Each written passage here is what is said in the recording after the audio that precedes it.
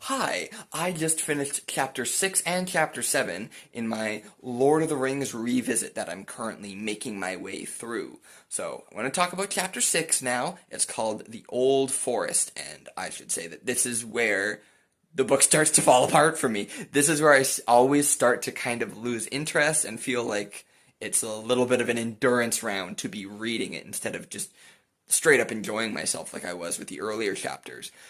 And ironically, it's where the adventure starts really coming together. The four main hobbits are finally all together on the adventure, and they go off-road into the old forest. This is the first time that they encounter danger that isn't the ring wraiths, specifically because they're trying to get away from the ring wraiths.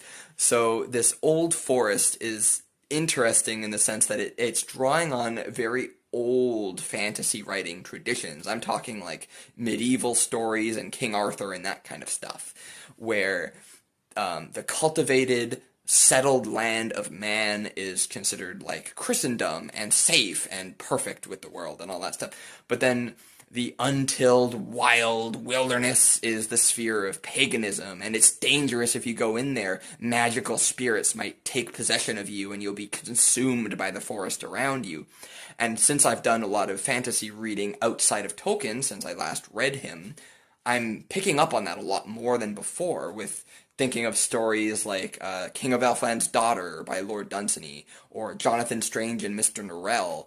And so I do appreciate what Tolkien is going for here, and of course this idea of this wilderness and magic being lost to the world as human settlements expand out and cover the world in like farms and factories and things like that. Like that's a big part of Tolkien's motifs, so it's interesting to see how he incorporates that with older fantasy tropes.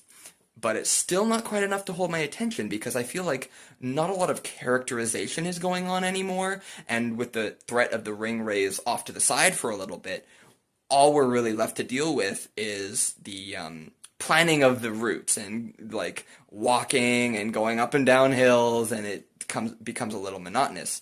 Of course, there's this atmosphere of malice in the air because the forest hates interlopers and because of what they've done to their other fellow trees by cutting them down, but it's not quite enough to hold my attention. And then just as the hobbits are about to be consumed by nature, like that ancient fantasy trope always tells about, the bane of my existence shows up, Tom fucking Bombadil, to just kill the mood and break the atmosphere of the story so far. But we're gonna get into him more in Chapter 7, so stay tuned for that.